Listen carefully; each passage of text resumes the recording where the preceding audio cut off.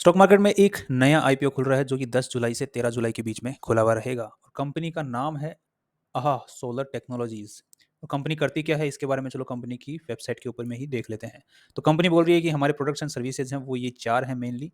आहा solar helper ये एक हमारा सॉफ्टवेयर है। मोस्टली कंपनी सॉफ्टवेयर कंपनी है जो कि एक मदद करती है जो कि जो जो ये सोलर पैनल्स नहीं होते हैं इनको बेचने वाले और इनको लगवाने वाले उन दोनों की हेल्प करती है। मतलब बायर और सेलर दोनों की मदद करती है इनकी सॉफ्टवेयर के थ्रू।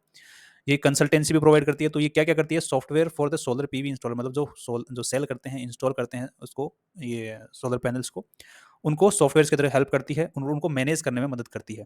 दूसरा एडवाइज़री भी देती है कि किसी को अगर सोलर पैनल लगवाना है तो कितना लगवाना है, उसके बारे में टेक्निकल कंसल्टेंसी भी प्रोवाइड करती है।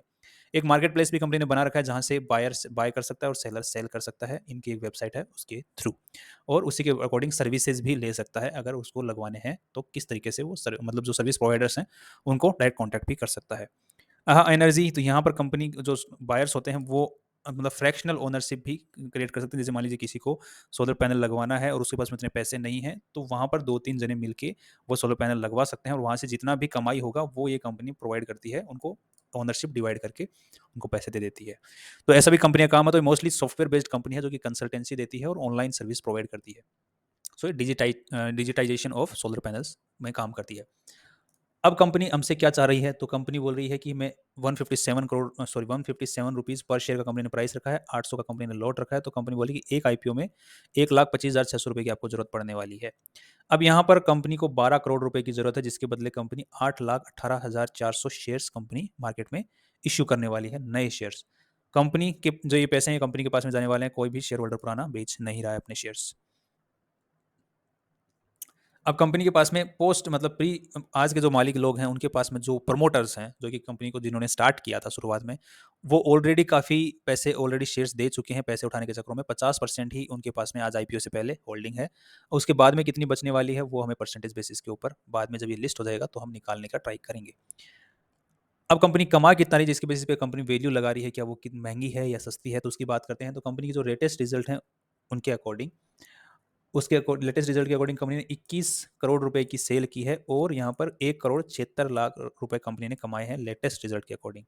और कंपनी के ऊपर आज के दिन एक भी रुपया उधारी पे नहीं है, मतलब लोन का एक भी पैसा नहीं है। और कंपनी की आज की जो नेटवर्थ है वो 4 करोड़ की है और कंपनी के पास में 5 करोड़ के टोटल एसेट्स हैं। 4 करोड़ की कंपनी की नेटवर्थ है। तो अब यहाँ पे नेटवर्थ का और एसेट्स इतनी ज़्यादा खेल खाएंगे कि बाकी जो पैसा है वो उधारी का है, मतलब जो माल है वो उधारी का है। पैसा उधारी में लेके माल नहीं खरीदा हुआ है, माल ही उधारी में लिया हुआ है। तो जैसे उसका पेमेंट नहीं किया हुआ अभी पैसे उस माल का। तो यहाँ पे 4 करोड़ की कंपनी नेटवर्थ है। कम से हमसे कितना पैसा लगा रही है हमसे पैसे मांगते वक्त? तो कंपनी यहाँ पे टोटल जो शेयर्स हो जाएंगे वो हो जाएंगे 30 लाख शेयर्स हो जाएंगे। तो यहाँ पर हम लोग आराम से कैलकुलेट कर सकते हैं इसके जरिए। तो कंपनी ने प्राइस क्या रखा है? 800 रुपये पर शेयर। यहाँ पर हम 800 सॉरी सॉरी सॉरी 800 रुपये नहीं रखा, 157 रुपीज़ पर शेयर रखा है। तो यहाँ पे कंपनी अपनी पूरी कंपनी की वैल्यू लगा रही है 48 करोड़ 39,19,216 रुपए अपने आईपीओ के बाद में। तो हम 50 करोड़ के आसपास मान लेते हैं कि कंपनी 50 करोड़ रुपए अपनी वैल्यू लगा रही है।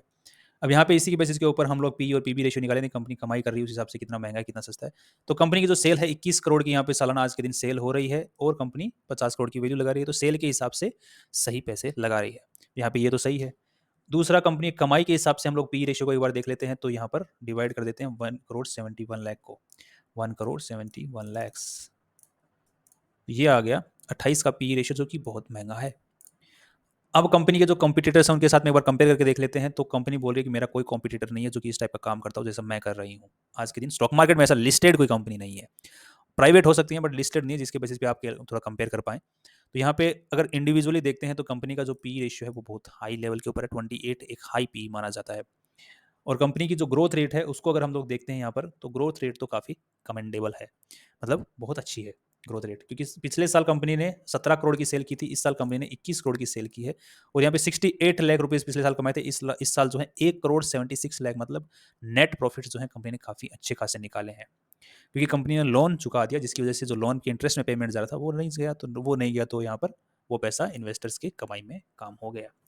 अब कंपनी जो हमसे पैसा जो मांग रही है वो किस काम में लेने वाली है? तो कंपनी बोल रही है कि मेरे को जो प्लांट है, सोलर पीवी प्लांट्स हैं, उनको और बढ़ाना है ताकि इनकम बढ़े हमारी। सो ऑफ कोर्स ये बात है, परचेजिंग ऑफ इलेक्ट्रिक व्हीकल्स खरीदने हैं। उनको चार्ज करने का इंफ्रास्ट्रक्चर तैयार करना है, और वर्किंग कैपिटल जो होती है बेसिस नॉर्मल जो हम लोग बेचते हैं, खरीदते बेचते हैं, जो माल हम बेचते हैं उसको, माल को बनाने के लिए जो कि माल पैसा चाहिए, वो हमें थोड़ा सा उसके अंदर काम में लेंगे। तो यहाँ पे कंपनी अपनी वैल्यू ठीक लगा रही है, बस कमाई थोड़ा कम करी, जिसकी वजह से वैल्यूएशन जो पी रेशियो वो बिगड़ा हुआ है। पीबी रेशियो की अगर हम लोग बात करते हैं तो कंपनी 4 करोड़ की कंपनी वैल्यू है और 50 करोड़ का वैल्यूएशन मांग रही है, तो यहाँ पर अगेन थोड़ा सा नेगेटिव पॉइंट हमें देखने को मिल जाता है कि जो कि 12 का पीबी रेशियो है, जो कि आईपीओ आने के बाद में यहाँ पर सुधर जाएगा, क्योंकि जो पीबी रेशियो है वो कितना हो जाएगा, 12 करोड़ रुपए कंपनी के पास में आ जाएंगे, तो यहाँ पे कंपनी की जो नेटवर्थ है वो बढ़ जाएगी। वो कितनी हो जाएगी, वो तकरीबन 4+12, थोड़ा सा अगर फीस वीस हटा देते हैं तो 10 करोड़ के आसपास मान लेते हैं, तो 14 करोड़ के आसपास में कंपनी के पास में नेटवर्थ बढ़ जाएगी, जो कि 14 के हिसाब से 50 का जो है 45, जो कि 3.5-4 के आसपास में पीबी रेशियो आ जाएगा। तो पीबी रेशियो तो काफ़ी लेवल तक सुधर सकता है और सुधर जाएगा। सो पीबी रेशियो इशू नहीं है, पी रेशियो इशू है। सो अगेन थोड़ा सा आईपीओ जो है महंगे लेवल के ऊपर में आ रहा है। अब इसको लेके कौन आ रहा है, उनकी अगर बात करते हैं तो बी लाइन कैपिटल एडवाइजर्स है। इन्होंने जब भी वैल्यूएशन पुरानी जो कंपनियों की लगाई है, और जो आईपीओ जो ये कंपनी पहले लेके आई है वो कैसा परफॉर्म की है, उसके बेसिस के ऊपर बात करते हैं, तो कंपनी की यहाँ पर ज़्यादा ग्रोथ देखने को नहीं मिला है पास में जितनी भी कंपनी लेके आई है। थोड़े 2-4 कंपनी की हम बात करते हैं, अगर हटा दें तो बाकी ज़्यादा ग्रोथ देखने को नहीं मिला है। बाकी कुछ कंपनियों में अच्छा खासा ग्रोथ देखने को मिला है, लिस्टिंग गेंस देखने को मिले हैं। और लिस्टिंग गेंस के बाद में ये ज़रूरी नहीं है कि और ऊपर कंपनियां गई हैं, 2 कंपनियों को छोड़ के जो बाद में लिस्टिंग गेन के बाद में भी और ऊपर गई हैं, वो 2 कंपनियां हैं।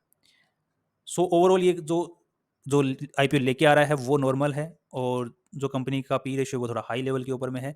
तो अब हमें पूरा का पूरा डिपेंड होना पड़ेगा किसके ऊपर, ट्रेंड के ऊपर, जो कंपनी का आज के दिन ट्रेंड क्या बना हुआ है। और ट्रेंड का पता कैसे चलता है, जो कि हमें जीएमपी के बेसिस पे पता चल जाता है कि कंपनी के जो और जो इन्वेस्टर्स हैं वो किस तरीके से इसको परसीव कर रहे हैं, आईपीओ को सस्ता परसीव कर रहे हैं तो ऊपर जाए खुलेगा, महंगा परसीव कर रहे हैं तो नीचे खुलेगा। सो ओवरऑल यहाँ पर आज के दिन अगर ट्रेंड को देखते हैं आज सोलर का, तो 6% का जीएमपी परसेंटेज है, जो कि अपने आप में नॉर्मल है। तो ये उम्मीद लगाई जा रही है कि कंपनी का जो स्टॉक है जो हाईएस्ट ज़्यादा से ज़्यादा 10 से 20% के आसपास खुल सकता है लिस्टिंग गेन के साथ में। जिस पे से बाकी आपको थर्ड डे जो है आईपीओ का, उस दिन आप लोग एक बार जीएमपी को भी वापस देख लें। अगर आपको मोर देन 30% देखने को मिलता है यहाँ पर जीएमपी परसेंटेज, तो आप लोग थोड़ा सा मतलब लिस्टिंग गेन्स को अच्छा खासा मतलब वो कर सकते हैं, डिज़ायर कर सकते हैं, मतलब अंदाज़ा लगा सकते हैं कि मिल सकते हैं आपको। बाकी और भी अच्छे अच्छे आईपीओज आ रहे हैं फ्यूचर में, उनमें भी आप लोग अप्लाई कर सकते हैं। See you tomorrow with new information.